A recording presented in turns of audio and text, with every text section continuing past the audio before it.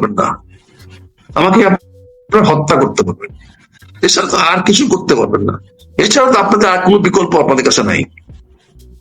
কাজেই আমি অত্যন্ত করজোরে বিনীত ভাবে আপনাদের কাছে আহ্বান জানাচ্ছি, প্লিজ দয়া করে সকল বিতর্কের ঊর্ধ্বে উঠে মানুষের সকল জল্পনা কল্পনা অবসান করার জন্য অনত বিলম্বে ম্যাডামের একটি 15 সেকেন্ডের যে উনার নিতর দেহটা বাংলাদেশে এখনো এভারগ্রিন হাসপাতালে আইসিইউতে আছে, কিন্তু ওটার ভিতরে কোনো আত্মা নাই, এটা ভিডিও করে ক্লিপটা প্রচার করেন, তাহলে আপনাদের আমাদের সবার জন্য সুখ হবে, শান্তি হবে, স্বস্তি হবে।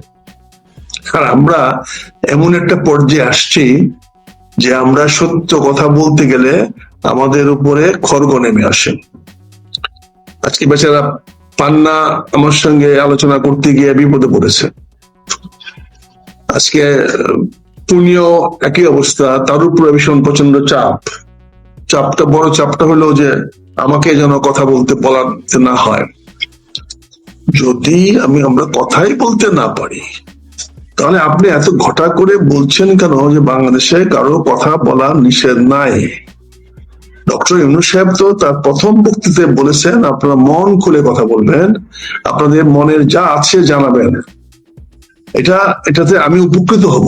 বিপরীতে কি হতে পারে সেইগুলো আলোচনা করলে আমাদেরকে সে আলোচনাগুলোকে ধরে ওই যে কি বয়াতির মতো কি কথা বলছে, একটা কথাকে ধরে ওনাকে লটকানোর চেষ্টা করতেছে। এই তো আমরা টিপিক্যাল পরশ্রীকাতর বাঙালি, এই তো আমরা অল্প শিক্ষায় আমরা বলেন আমরা অনেক বড় বড় কথা বলে ফেলি, আমরা বলেন অনেক জিনিস আছে যেটা জনগণের কাছে আমরা জানতে দেই না, জনগণের সামনে সত্য প্রকাশ করতে দেই না, জনগণকে মনে করে বোকা এবং এরা কোনো কিছুই বুঝে না, বোঝার ক্ষমতা নাই। আচ্ছা, সারা বাংলাদেশে দেখেন আপনারা কি খবর দিচ্ছেন, একদিকে সারা বাংলাদেশের সরকার, একদিকে বড় রাজনৈতিক দলগুলো কি বলছে, আর আমি একজন ক্ষুদ্র ব্যক্তি কি বলছি। আমার বক্তব্যগুলো পুরো সরকারের বক্তব্যের চ্যালেঞ্জ হয়ে যাচ্ছে, আমার বক্তব্যগুলো রাজনৈতিক দলের বিরুদ্ধে রাজনৈতিক বক্তব্যের চ্যালেঞ্জ হয়ে যাচ্ছে, বড় বড় নেতাদের বক্তব্যের চ্যালেঞ্জ হয়ে যাচ্ছে। সেখানে আমার চ্যালেঞ্জটা জনগণ গ্রহণ করছে, জনগণ আমার পক্ষে, জনগণ আমার কথা শুনতে চায়, আমার কথা জানতে, কারণ জনগণের মধ্যে আস্থা আছে, বিশ্বাস আছে, আমি যে কোনো মূল্যে সত্য প্রকাশ করবই ইনশাল্লাহ। কাজে আজকে এই নাটকগুলো করার দরকার তো নাই। আপনি কালকে বলছেন, পরশুদিন বলছেন রাত্রে মধ্যরাত থেকে সকালের মধ্যে উনি এয়ারপোর্টে চলে যাবেন, রাত্রেই চলে আসতেছে কাতার এয়ারক্রাফট, আপনারা চলে যাবেন।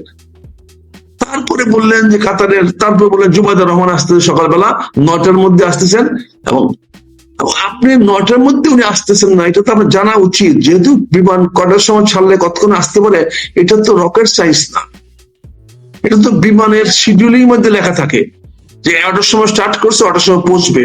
এর হেরফের তো হয় না, এখানে তো আকাশে ট্রাফিক জ্যাম হয় না, এয়ার জ্যাম হয় না, যে একটা প্লেন নামতে পারছে না, একটা প্লেন বাংলাদেশে ঢাকা শহরের জন্য, তাহলেও বুঝতাম যে ঠিক আছে। আর এখন আবহাওয়া তো খারাপ না, তারপরে ঠিক আছে 10টা বাজে 11টা বাজে, সেটা বড় কথা নয়। বড় কথা আপনারা সত্য কথাটা বলতে পারছেন না কেন, আপনি সত্য জিনিসটা কোনো জানা চাচ্ছেন না কেন? দেখেন সত্যটা খুব অল্পতে প্রকাশ করা যায়, খুব অল্পতেই একটা 30 সেকেন্ড বা 15 সেকেন্ডের একটা ক্লিপ দিয়ে সারা জনগণকে জানিয়ে দেওয়া যায় দেশমাতা স্বাস্থ্যের বর্তমান কি অবস্থা। ওনার ব্যক্তিগত ক্যামেরাম্যানের একটি ক্লিপ নিয়ে, ক্যামেরাম্যানের একটি ছবি উঠায়ে একটা 30 সেকেন্ডের ভিডিও করে যদি আপনি সারা দেশের মানুষের মিডিয়াকে দিয়ে দেন, তাহলে কিন্তু সকল জল্পনা কল্পনা গুজব এক মুহূর্তে দূর হয়ে যায়। দরকার শুধু আপনার পার্সোনাল ক্যামেরাম্যানও আছে, সে পার্সোনাল ক্যামেরাম্যান তো তার ভিতরে গিয়ে একটা ছবি তুলতে পারে, যেটা আমরা বলেছিলাম ডক্টর ইউনূস সাহেবের পার্সোনাল ক্যামেরাম্যান আছে, সেটা সবখানে যায়, যেখানে যায় সেই ক্যামেরাম্যান অ্যালাউড। তো উনি যখন দেশমাতা খালেদা দেখতে গেলেন, তখন উনি যখন পাশে গিয়ে দাঁড়ালেন, পাশে দাঁড়ানোর একটা ছবি কেন আমরা দেখতে পেলাম না? একটা ছোট্ট ক্লিপ কেউ দেখতে পারলাম না, একটা 15 সেকেন্ডের একটা ভিডিও কেন আমরা দেখতে পারলাম না?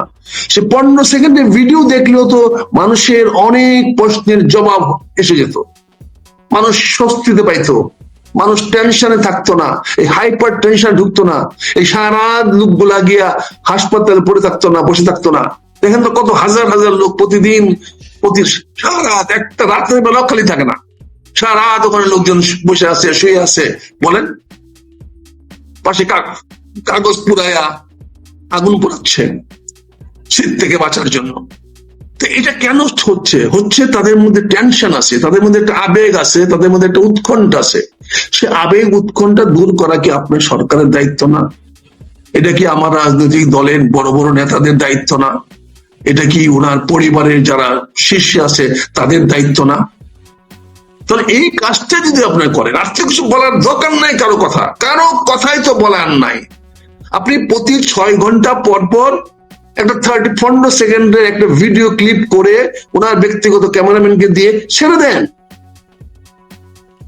দেখেন বাংলাদেশের মানুষ কিভাবে এটাকে গ্রহণ করে এবং মানুষ কত দোয়া করবে। দেখেন মানুষ তখন কনফিউজড হয়ে যাচ্ছে, কিসের জন্য দোয়া করব?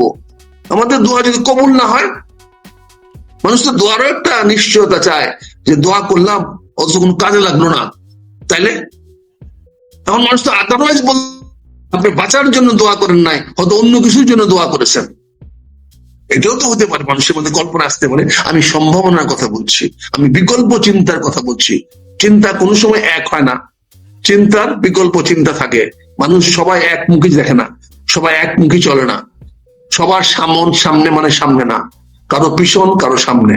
কারণ এটা আমাদের জানতে হবে, বুঝতে হবে, এটা আমাদের রিয়েলাইজ করতে হবে অন্তঃস্থল থেকে। কাজে আপনারা এই যে গুজব ছড়ানোর ব্যবস্থা করছেন, এই বিমান ত্রুটি দেখা দিয়েছে, উনি আসলে আজকে চলে যাবেন, কালকে পর্যন্ত বলেছেন যে জুবাইদুর রহমান আসবেন, 1 ঘন্টা বাসায় রেস্ট করবেন, তারপরে উনি আসবেন, উনি এসে দেখে তারপরে এয়ারপোর্টে নিয়ে যাবেন এবং ওনারা চলে যাবেন। বলেন সাধারণ ছেলেরা আমাদের কথা বলে, যারা আমাদের আশেপাশে বসে আছে, সাধারণ ছেলেরা বলে স্যার এটা কি করলো, স্যার টেলিভিশন এটা কি বললো, আর বাস্তব দেখেন স্যার কি হইতেছে। এই যে মানুষকে আপনি কিভাবে শান্ত করবেন যদি এরকম ভুল বিভ্রান্তিকর তথ্য দেন? আর অন্যরা যদি কোনো সম্ভাবনার কথা বলে, বিকল্পের কথা বলে, তখন আপনারা তার উপরে হামলা করে উঠেন, তাদের উপরে অ্যাকশন নেওয়ার হুমকি দেন। আজকে বেচারা পান্না কথা বলতে সাহস পাচ্ছে না, আজকে বেচারা পূর্ণিয়া আপনাদের সামনে আসতে সাহস পাচ্ছে না। কেন? এটা তো রুটি রোজগারের প্রশ্ন। এখানটা যদি বন্ধ করে দেন, তাদের রুটি রোজগার বন্ধ হয়ে যাবে। কিন্তু আমার তো রুটি রোজগারের ব্যাপার না, আমার আমানত, আল্লাহ যে আমানত আমার কাছে রেখেছে, সে আমানতটাকে আল্লাহর কাছে ফিরিয়ে দেওয়া, অর্থাৎ জনগণের সামনে সত্য প্রকাশ করা। আমি তো সেই আমানতটাকে আল্লাহর কাছে আমি ফিরিয়ে দিচ্ছি। আল্লাহ বলেছেন কোরআন শরীফে, তোমার কাছে যে আমানত গুলো রাখা হয়েছে তার মধ্যে একটি আমানত হলো সত্য কথা বলবা, জনগণকে সত্য জিনিস জানাবা। আমার বক্তব্য যদি ভুল থাকে আমাকে বলেন, আমি শুধরে নিব। কোরআন শরীফে যদি কোথাও না থাকে আমাকে বলেন, আর যদি আমাকে বলেন খুঁজে বের করে দিতে, আমি জানি। কিন্তু আরবি যেহেতু আমি কোনোদিন প্রাধিকার দেইনি, আরবি আমার পক্ষে পড়া মুখস্থ করা সম্ভব হয় নাই, ফলে আমি পড়ে দেখতে বলতে পারবো, কিন্তু মুখস্থ বলতে পারবো, অনর্গল বলতে পারবো না। কারণ যেহেতু আল্লাহ আমাকে কোরআনে হাফেজ হওয়ার মতো তৌফিক দান করেন নাই, আল্লাহ আমাকে কোরআনে হাফিজ হওয়ার মতো আল্লাহ আমাকে সেই সুযোগ আমাকে দেন নাই। এটা হয়তো আল্লাহর ইচ্ছা, কেন দেন নাই আমি জানি না, কিন্তু আমার কোরআনে হাফিজ হওয়ার যোগ্যতা আমার নাই। কাজে আমি কোরআন শরীফের থেকে যখন যেটা খুশি আমি বলে ফেলতে পারবো না, আমি কোট করতে পারবো না। তো আল্লাহর রহমতে আল্লাহ এইটুকু হিকমত আমাকে দিয়েছে, এইটুকু শিক্ষা আল্লাহ আমাকে দিয়েছে যে কোরআন শরীফের কোথায় কি লেখা আছে না লেখা আছে এটা আমি 10, 15, 20 মিনিটের মধ্যে খুঁজে, কোরআন শরীফে খুঁজে আমি বের করে দিতে পারবো। তবে সেটা আরবি কোরআন শরীফতে নয়, সেটা আমাকে বের করতে হবে বাংলা কোরআন শরীফ থেকে।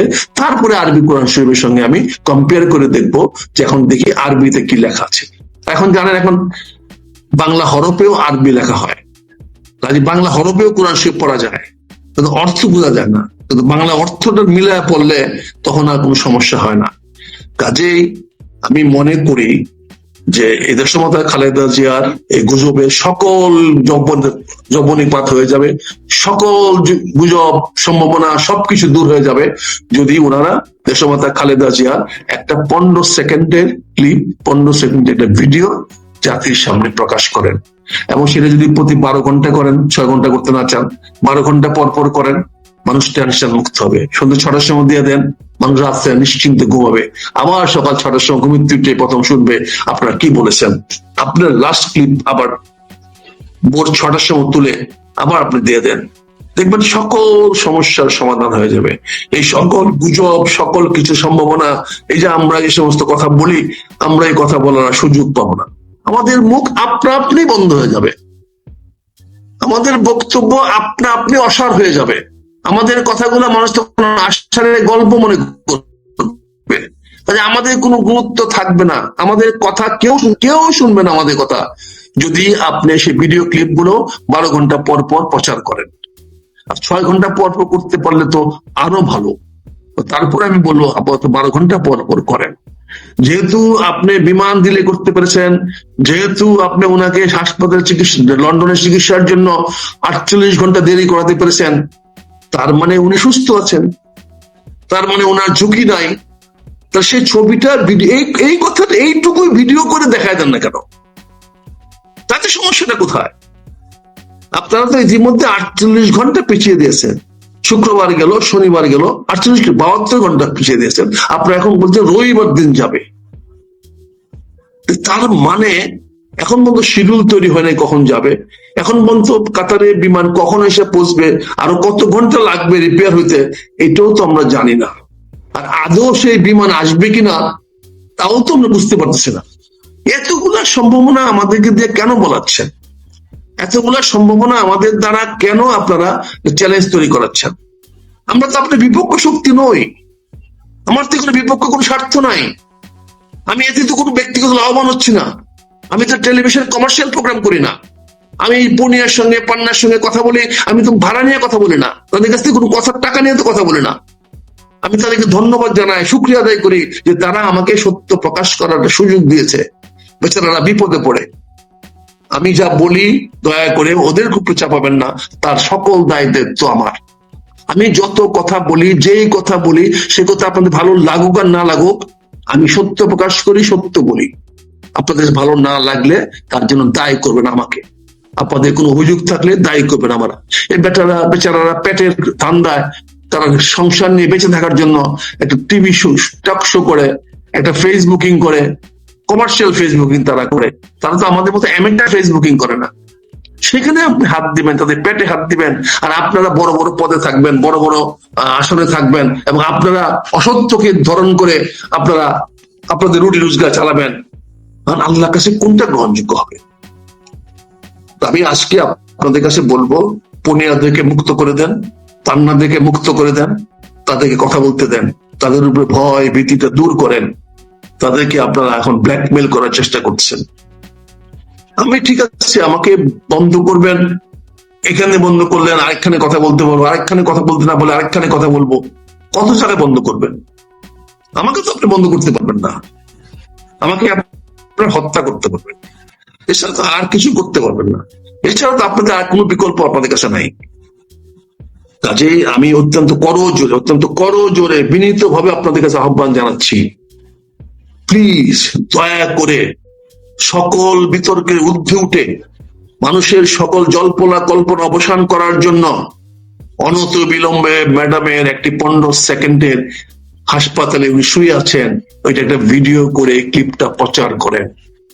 তাহলে আপনাদের আমাদের সবার জন্য সুখ হবে, শান্তি হবে, স্বস্তি হবে। এই বিষয়গুলো নিয়ে কথা বলছি। আরো কিছু বিষয় আমাদের সামনে এখন চলে আসছে, যেগুলো নিয়ে আমি মনে করি আমাদের কথা বলা দরকার।